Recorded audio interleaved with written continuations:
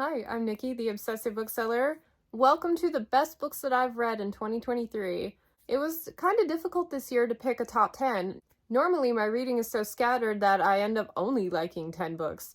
A couple of these have made their way to my very, very conservative list of all-time favorite 5-star reads. Most are science fiction fantasy. I've got one outlier on there. And as you can see, if I love something that much, I go out and collect it in hardcover. First up, for Patreon Book Club, back in the spring, we read Guns of Dawn by Adrian Tchaikovsky. I'd had this one personally recommended to me a couple of times, and I loved it. Absolutely loved it. For a standalone, it was unconventional. The character, even the side characters, he made you feel for them. There was such a connection, and when something happens to one of them, you feel it. You remember it. And I thought the whole thing, conceptually, it was really interesting.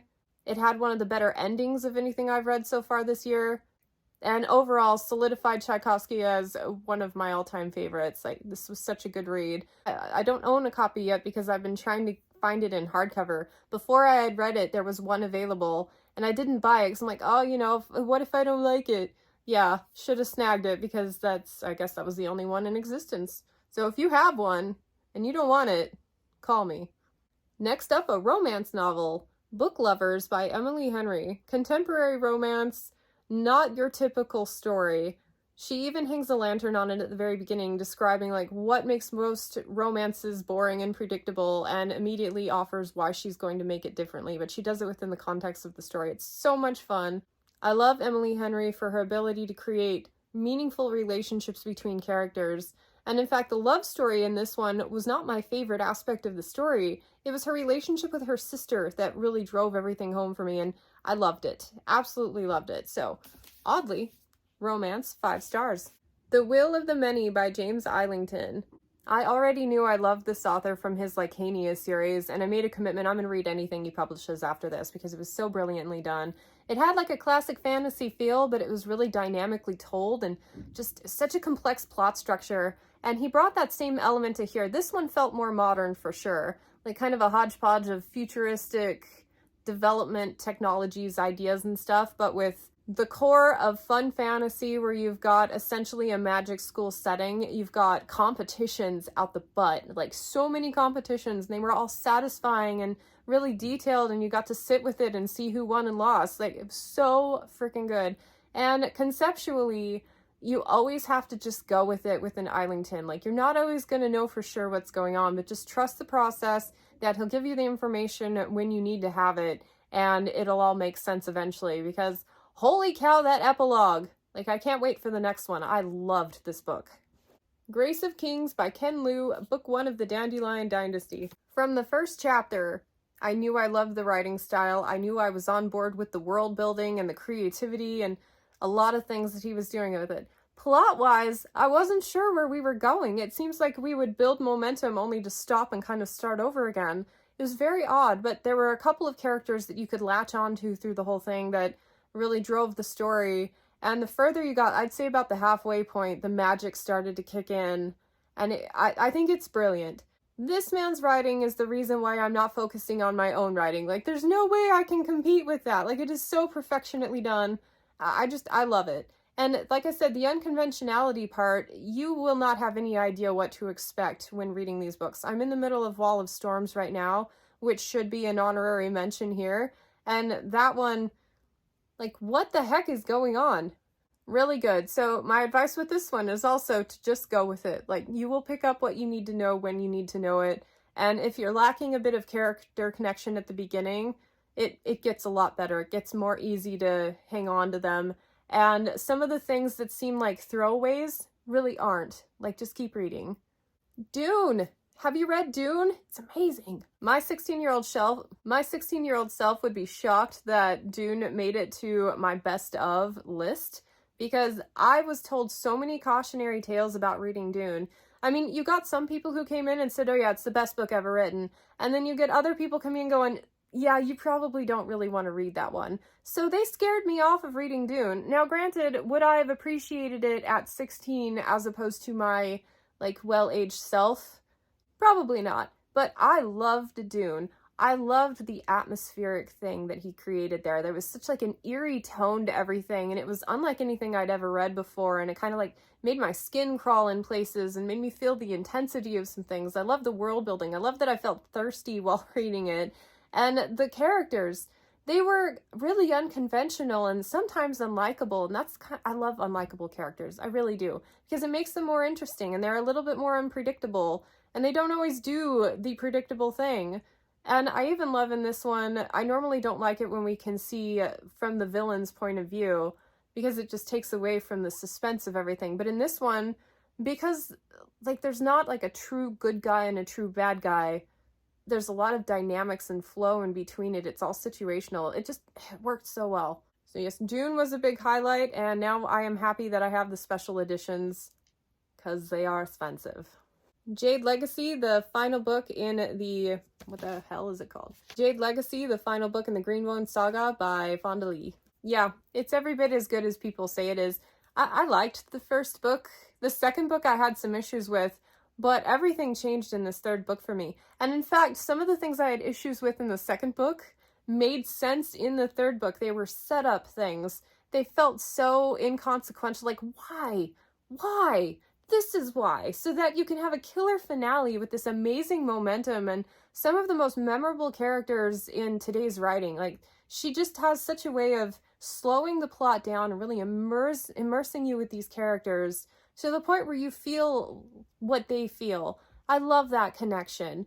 And then it's such an unconventional way of telling a story as well. You get those slow moments with those characters where everything, like the pacing is perfect, and then we'll jump forward like 20 years. Like, this spans so many decades of life.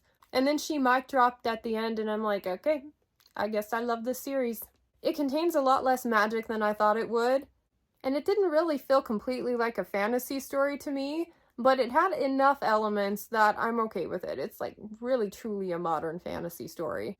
Ender's Shadow by Orson Scott Card. I reread Ender's Game this year and then picked this one up, and holy crap. I know this author's controversial, and I'm trying to separate that in my brain because of how much I loved this book. The deep psychological exploration in this of this character being was incomparable to anything I've ever read. Like, it was so good, and the brilliance of which it was wrapped around Ender's Game, adding so much to the story without repeating anything. Like, you truly felt like you got a wider perspective because of it, and it wasn't dependent on Ender's Game to be good. Like, you could probably have picked this one up without reading Ender, but I feel like you shouldn't, even though some people say to do that. Because what makes it brilliant is how much of an enhancement it is to that original story. And like I said, the psychology of it, the competition with the kids, the brutal, like, sense for survival that kind of brought about a lot of these talents. Phenomenal. Like, I've read some good stuff this year, but I think this one is in contention for my favorite book of the year. I liked it that much. Empire in Black and Gold by Adrian Tchaikovsky. It's the first book in the Shadow of the App series. This book sparked a whole thing for me. I suddenly went from, oh cool, I like a lot of Tchaikovsky's things. Children of Time was my favorite book of last year. Maybe I'll like more of his stuff. This one hit every single note for me. Everything that I look for in books. And granted, I do put a lot more weight in world building and really cool concepts than I do basically character development and plot progression. You know, like, there's some things that I value a lot more highly, but I love the momentum in this one. I love how creative it is. Like, it's people who have bug attributes, and they're in societies kind of divvied off based on those bug attributes. And of course, there are some that are more prone to warring. There are some that are more prone to, like, creation and tinkering. Like, it's so freaking cool. And initially it starts out with like a collegiate vibe where you've got like a dueling club and just everybody getting put into place for what's to come. It's just so good. I have not enjoyed the subsequent books quite as much as this first one. This first one will be on a pedestal for me, but I'm not yet even close to finishing the series. I still need to pick up book 5, but this one solidified Tchaikovsky as an all-time favorite, and I am currently working on reading everything the man has published. The problem is, is like, okay, if you read 2 or 3 a year from an author, you're usually doing pretty good. He's writing probably like 4 or 5 per year, so I'm having a hard time keeping up. But that's okay. It's like, yay. I feel like myself back when I was getting into Sanderson, and he only had a few out, but every time he had a new book, I was like, oh, it's so exciting. This is my new Sanderson. It should be yours too. Ruin by John Gwynne, book 3 in the Faithful and the Fallen series. I have since finished out the whole 4-book series, but this one is still by far my favorite. I thought the momentum that he built in this one was pinnacle. And in fact, had he ended the book in this story, I think I would have been completely satisfied. Like, just give me like 50 more pages of the main stuff that happened in the 4th book. Not that the 4th book was a throwaway by any means, but if you wanted to end on a complete bang, this is the book to do it in. It just, it was so good. So many things. This author has a great way of, within each chapter, like giving you a good arc of story before moving on to something else. So you get a little arc that moves them forward here, and then you get an arc that moves the next character forward. But meanwhile, those 2 chapters are one big arc moving the entire plot forward, and he's got so many different arcs that keep building momentum that, I mean, by the time you hit the end, they're just like one arc resolution hitting you in the face after the other. It is so good. It was one of those reading experiences, it's hard to explain, where it just kind of completely sucks you out of reality and makes you feel like you had a meaningful life.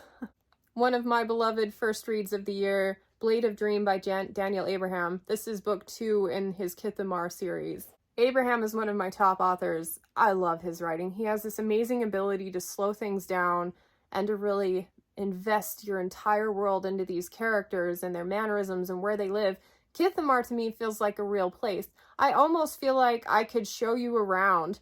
Like, I'm so familiar with all the different places there that it feels like somewhere I've been. The city is alive, and he doesn't stop and take time to explain everything about the city. Like, he didn't sit there and be like, okay, well, this is located over here, and this is located over here, and they've got the castle and whatever.